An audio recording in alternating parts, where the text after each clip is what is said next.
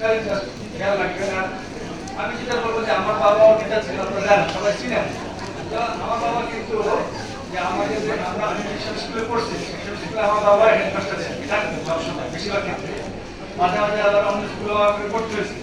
তো যদি দেখতাম যে আমার কিন্তু বাসায় তো পড়াইতেনি, আমার স্কুলেও খোঁজ খবর নিতেন।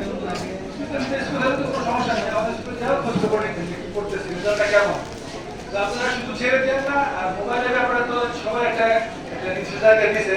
মোবাইলটা খুবই ভালো জিনিস, আবার খারাপ জিনিস, এটা বয়সের উপর ডিপেন্ড করে।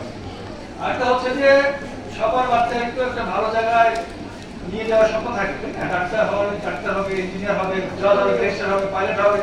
তো এটা হতে গেলে একটা মিনিমাম স্ট্যান্ডার্ড লাগে, সেই স্ট্যান্ডার্ডটা যেন বজায় থাকে সেটা একটা খেয়াল রাখতে হবে।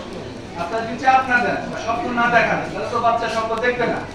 হ্যাঁ, এবং যেমন আমার বাবা আমাকে স্বপ্ন দেখাই দেন যে বাবা তোমার কিছু করতে হবে, একটু পড়াশোনা করো, পড়াশোনা করলে তোমার সবকিছু তোমার কাছে চলে আসবে, অটোমেটিক চলে আসবে। আসছে না?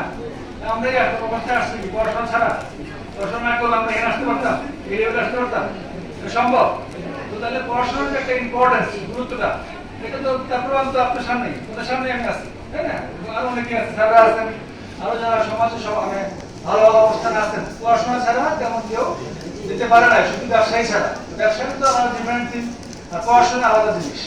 পড়াশোনার গুরুত্ব অপরিসীম। আর আমাদের যারা অভিভাবকদের মধ্যে মহিলারা বেশি আসছেন বা মারা বেশি আসছেন, এটা খুবই ভালো।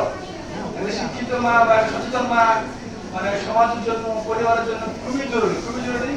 আমাদের যারা বাবারা আসছে তাদেরকে ধন্যবাদ, এবং সবসময় খেয়াল রাখবেন এবং মাঝে মাঝে এসে প্রশ্ন করে নিবেন। প্রশ্ন করে না নিলে হয় কি যে ছেলে মেয়েরা একটু বেয়ারা হয়ে যায়, একটু ফাঁকি দিতে চেষ্টা করে। এবং এই বয়সটা খুবই চঞ্চল থাকে বয়স, তাই না? এই বয়সে বাচ্চা চঞ্চল থাকে, দুষ্ট থাকে, দুষ্টুমি করবে, কিন্তু কন্ট্রোল রাখতে হবে। ঠিক আছে, আমি আর বেশি কিছু বলবো না, যা বলার মোটামুটি আমার যারা আগে বক্তারা সবাই যেসব পয়েন্ট কথা বলা উচিত সেগুলো বলা হয়ে গেছে। তো সবাইকে আবার ধন্যবাদ জানিয়ে আজকের প্রোগ্রাম শেষ করছি। আসসালামু আলাইকুম।